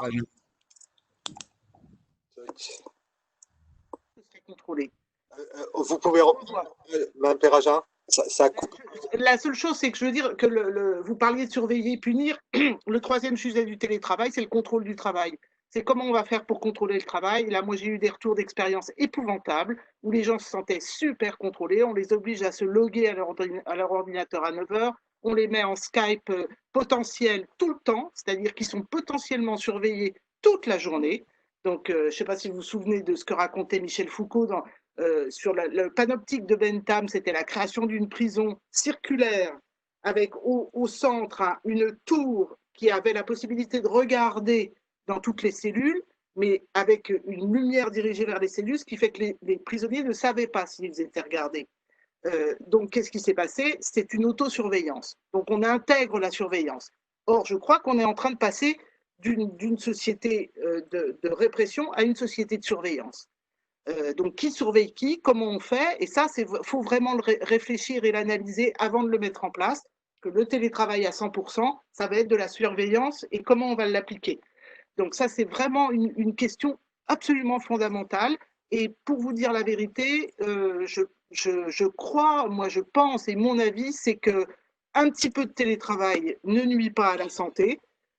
Beaucoup risquent de nuire vraiment à la santé psychique et physique et des individus et de la société. Mais il faut qu'on continue à faire société et Dieu sait que je peux solliciter l'entreprise pour qu'elle s'améliore, mais je trouve que faire une entreprise, c'est quelque chose de formidable et qu'il faut être ensemble. Pour faire une entreprise, il faut être ensemble. Et donc, si on n'est plus ensemble, on ne fait plus d'entreprise et ce serait dommage. On arrive presque au bout de la rencontre et je vais donner la parole à Monsieur Trichard, à Monsieur Le Guével pour conclure. Et on a été galant au début de la rencontre, on le sera et on vous donnera la parole à la fin. Gentil, merci beaucoup.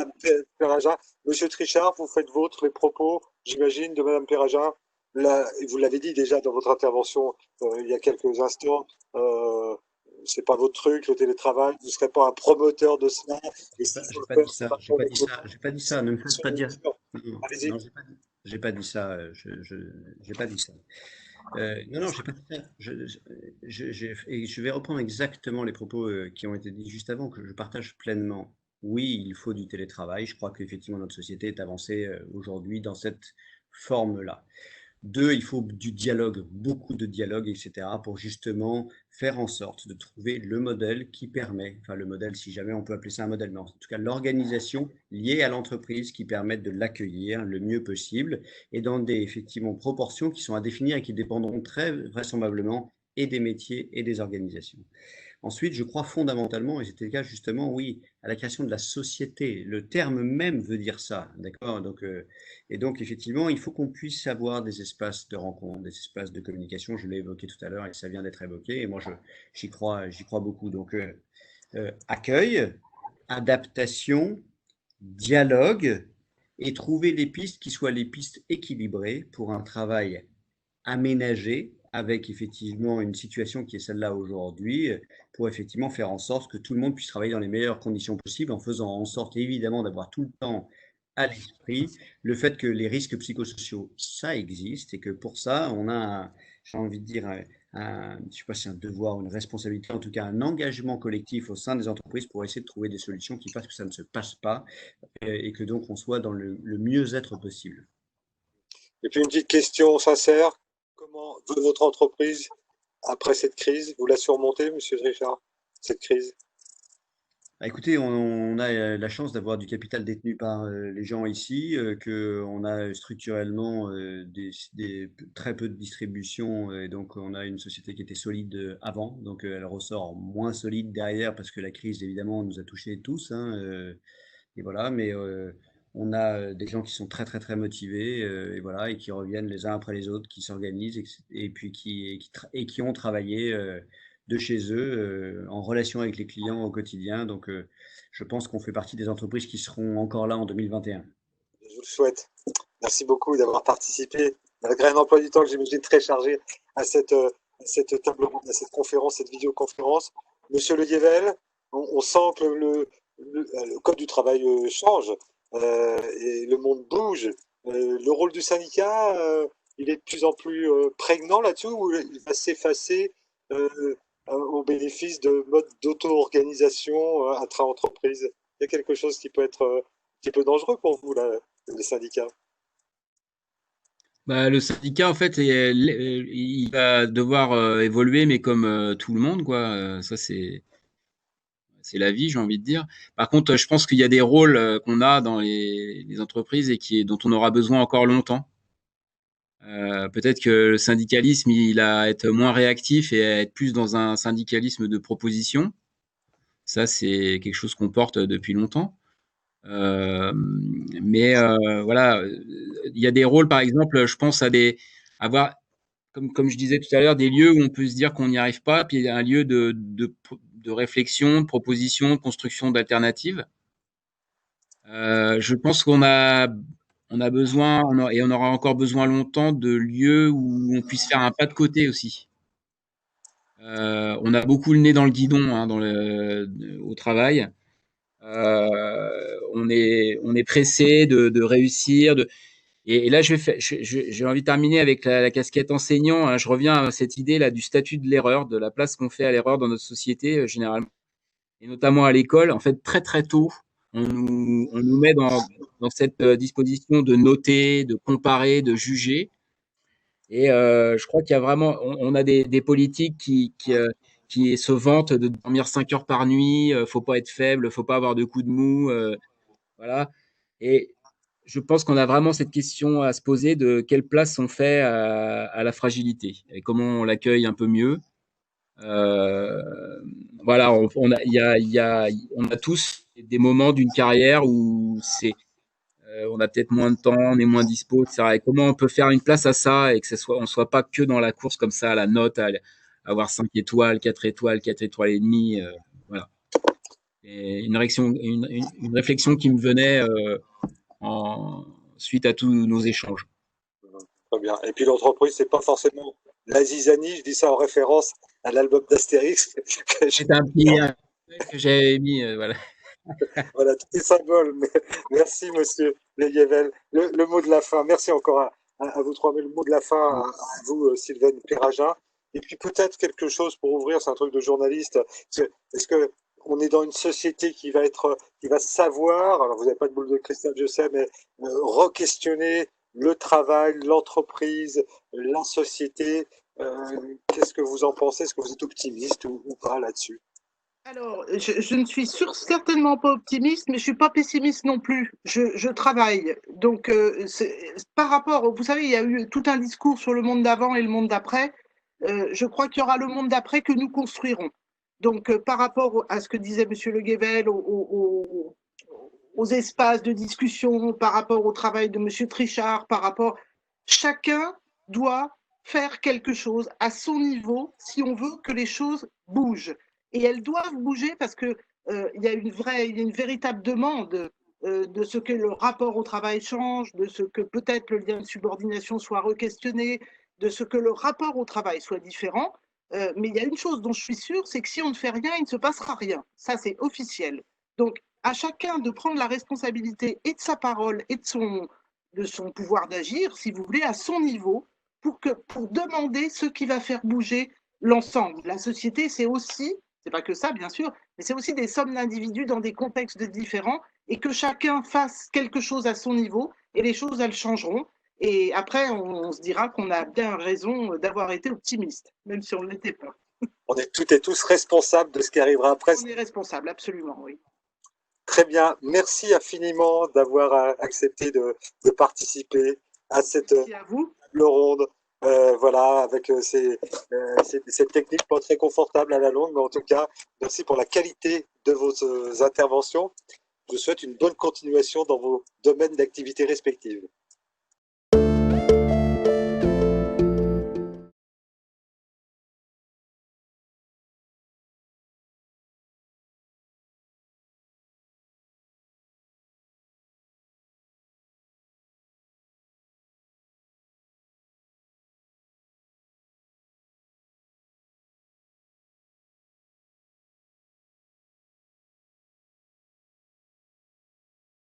Merci à vous. Merci. Voilà. Juste, je vais vous laisser aussi. Et je remercie d'ailleurs aussi Diane Coulon et Christine Abolivier. Et puis, qui m'indiquaient d'ailleurs Diane et Christine que cette conférence, elle sera mise en ligne sur le site de la mairie le 11 juin à 20 heures. Alors, D'accord. voilà, je ne sais pas pourquoi cet horaire, pourquoi cette date, mais en tout cas, voilà. Je C'est pense, très bien. voilà, ils vont enlever le bout là où on discute, hein, qui ne sera pas évidemment là-dedans, mais en tout cas, j'étais très intéressé pour de parler de ces questions-là avec vous. Puis Madame Perragin, si vous passez en région nantaise, faites Avec plaisir, avec plaisir. Je viens de voir votre entreprise, Monsieur Trichard, ça m'intéresse beaucoup. très bien. Avec plaisir. Je vous souhaite une bonne fin de journée. Merci encore. Merci à vous. Au revoir. Au revoir.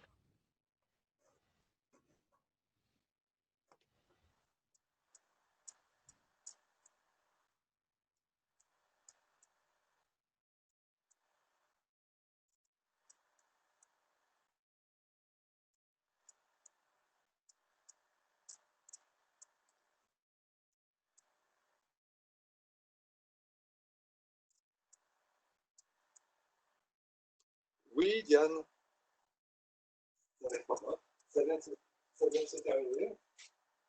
Voilà. Voilà. Ils sont partis, je crois. Hein. Tout le monde, voilà. Enregistrement continu, tout ça. Hein, voilà. Ouais, j'ai pas voulu le couper. Et puis, il y a juste 10 secondes pour couper le rachat avec elle repris vraiment très bien. Donc,